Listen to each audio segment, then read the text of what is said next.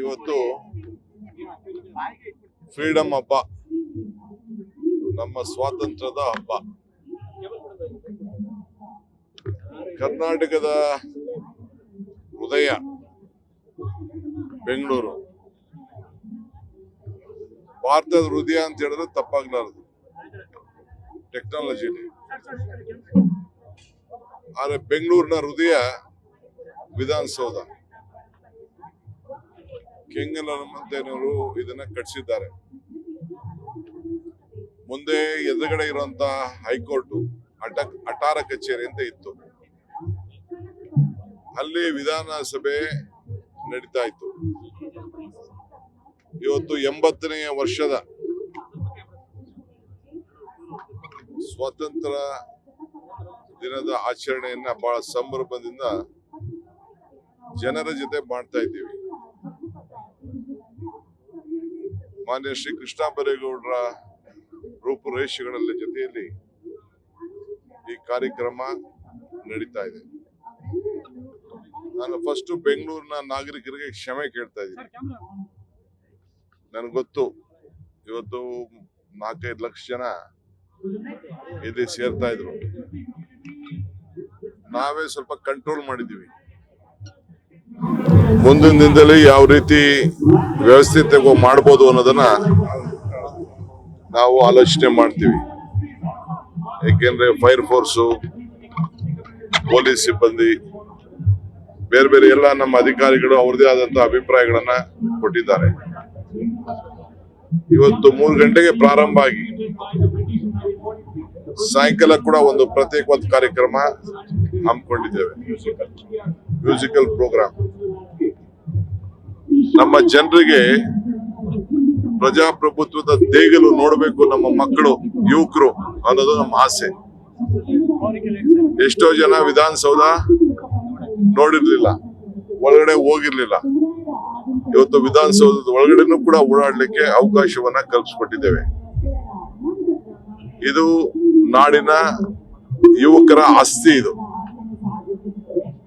ಪ್ರಜಾಪ್ರಭುತ್ವ ವ್ಯವಸ್ಥೆಯಲ್ಲಿ ನಾವು ಆಯ್ಕೆಯಾಗಿ ಬಂದವರ ಆಸ್ತಿ. ಸಭೆ ಒಳಗಡೆ ಅವರ ಸಮಸ್ಯೆಗಳನ್ನ ಬಗೆಹರಿಸಲಿಕ್ಕೆ ಈ ಆಸ್ತಿಯನ್ನ ಇಲ್ಲಿಂದ ಒಂದು ದೇವಾಲಯದ ರೂಪದಲ್ಲಿ ನಾವೆಲ್ಲ ಎಲ್ಲರೂ ಕೂಡ ಕೆಲಸ ಮಾಡಬೇಕಾಗಿದೆ. ಇದನ್ನೇ ಕೆಂಗಲ್ ಹನುಮಂತಯ್ಯನವರು ಹೇಳಿದ್ರು. ಈ ಸ್ವತಂತ್ರದ ಸಂಭ್ರಮ ನಮ್ಮೆಲ್ಲ ಜನತೆ ಕೂಡ ಅನುಭವಿಸ್ಬೇಕು, ಸಂತೋಷ ಪಡ್ಬೇಕು, ನಗನಗ್ತಾ ಇರಬೇಕು. ಮುಂದಿನ ಮಕ್ಕಳಿಗೆ ಇದರ ಇತಿಹಾಸ ತಿಳಿಬೇಕು. ಇವತ್ತು ಎಷ್ಟೋ ಜನ ಹಿರಿಯರು, ನಾನು ಹಿಂದೆ ನೋಡ್ದಂಗೆ ಬೆಂಗಳೂರು ಬಂದವರು ಈ ಮೆಟ್ಲ ಮೇಲೆ, ವಿಧಾನಸೌಧದ ಮೆಟ್ಲ ಮೇಲೆ ಕೂತ್ಕೊಂಡು ಗಂಡ ಹೆಂಡತಿರು, ಹೊಸದಾಗಿ ಮದುವೆ ಆದವರು, ಫ್ಯಾಮಿಲಿ ಮೆಂಬರ್ಸು ಬಂದು ಇಲ್ಲಿ ಕೂತ್ಕೊಂಡು ಕಡಲೆಕಾಯಿ ತಿನ್ಕೊಂಡು, ಕಡಲೆಪುರಿ ತಿನ್ಕೊಂಡು, ಫೋಟೋ ತೆಗೆಸ್ಕೊಂಡು ಹೋಗ್ತಾ ಇದನ್ನ ನನ್ನ ಕಣ್ಣಿನಲ್ಲಿ ನೋಡಿದ್ದೇನೆ. ಅದಕ್ಕೆ ನಾನು ಕೃಷ್ಣ ಬೈರೇಗೌಡರು ಎಲ್ಲ ನಾವು ಮಾತಾಡ್ಕೊಂಡು ಈ ಒಂದು ಹೊಸ ಜನಾಂಗಕ್ಕೆ, ಯುವಕರಿಗೆ, ಮಕ್ಕಳಿಗೆ ಈ ದೇಗುಲವನ ಬಾಗಿಲನ್ನ ತೆರೆದು ಅವಕಾಶ ಮಾಡಿಕೊಡ್ಬೇಕು ಅಂತೇಳಿ ಇವತ್ತು ಈ ನಿರ್ಧಾರವನ್ನ ನಾವು ಮಾಡಿದ್ದೇವೆ.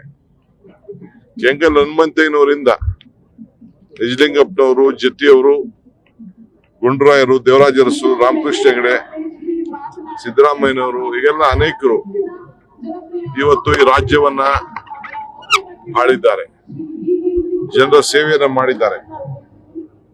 ಇದು ನಮ್ಗಿಂತ ಅವಕಾಶ ಸಿಕ್ಕಿದೆಯಲ್ಲ ಈ 70ನೇ ವರ್ಷದಲ್ಲಿ, ಇದು ನಮ್ಮ ಪುಣ್ಯ ಕೂಡ, ಜನ ಕೊಟ್ಟಂತ ಪುಣ್ಯ.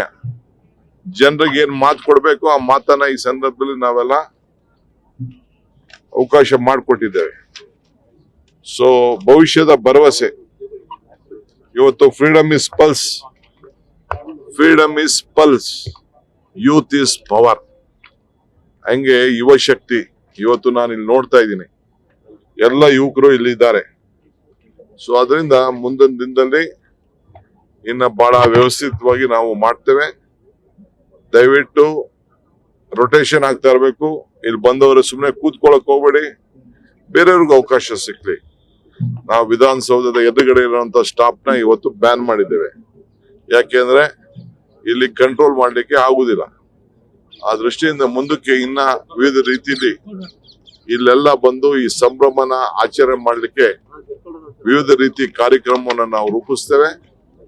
ಸೊ ನಿಮ್ಮೆಲ್ಲರೂ ಕೂಡ ಎಲ್ಲ ನನ್ನ ಪುಟಾಣಿ ಮಕ್ಕಳಿಗೆ, ತಂದೆ ತಾಯಿಂದಿರಿಗೆ, ಹಿರಿಯರಿಗೆ ಈ ದೇಶದಲ್ಲಿ ಸ್ವಾತಂತ್ರ್ಯವನ್ನು ತಂದುಕೊಟ್ಟು ಈ ಒಂದು ಫ್ರೀಡಮ್ ಹಬ್ಬವನ್ನ ನಾವು ಆಚರಣೆ ಎಲ್ಲ ಮಾಡ್ಕೊಂಡಿದ್ದೇವೆ. We all are empowered with democracy so and united with the constitution. We all are empowered with democracy. We are united with the constitution.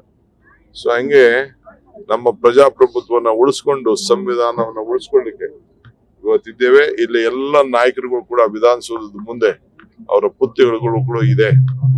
ಬಸವಣ್ಣವ್ರು ಇರ್ಬೋದು, ಬೆಂಗಳೂರು ನಗರವನ್ನ ಕಟ್ಟಂತ ಕೆಂಪೇಗೌಡರು ಇರ್ಬೋದು, ಸಂವಿಧಾನ ಕೊಟ್ಟ ಬಾಬಾ ಸಾಹೇಬ್ ಅಂಬೇಡ್ಕರ್ ಇರ್ಬೋದು, ಆಮೇಲೆ ಒಂದು ದೊಡ್ಡ ಗಾಂಧಿ ಪ್ರತಿಮೆ ನೋಡಿ ಇಲ್ಲಿದೆ. ಇದಕ್ಕೆ ವಿಕಾಸಸೌಧಕ್ಕೂ ವಿಧಾನಸೌಧಕ್ಕೂ ಮಧ್ಯ ಗಾಂಧಿ ಪ್ರತಿಮೆ ಇದೆ.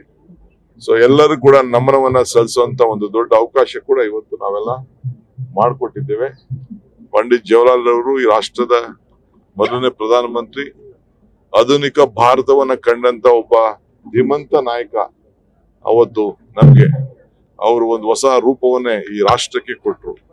ಅವ್ರದ್ದು ಕೂಡ ವಿಧಾನಸೌಧ ಮುಂದೆ ನಾವು ಇಟ್ಟಿದ್ದೇವೆ. ಸೊ ಎಲ್ಲರೂ ಕೂಡ ಇಲ್ಲಿ ಬಂದು ಈ ಹಬ್ಬದ ಸವಿಯನ್ನ ಸವಿಸ್ಬೇಕು ಅಂತೇಳಿ ನಾನು ಸರ್ಕಾರದ ಪರವಾಗಿ ನಿಮ್ಮೆಲ್ಲರೂ ಕೂಡ ಪ್ರಾರ್ಥನೆ ಮಾಡ್ತೀನಿ. ನ್ಯೂಸ್ ಫಸ್ಟ್ ನಿರ್ಭೀತಿಯಿಂದ ನಿಮ್ಮ ಪರವಾಗಿ.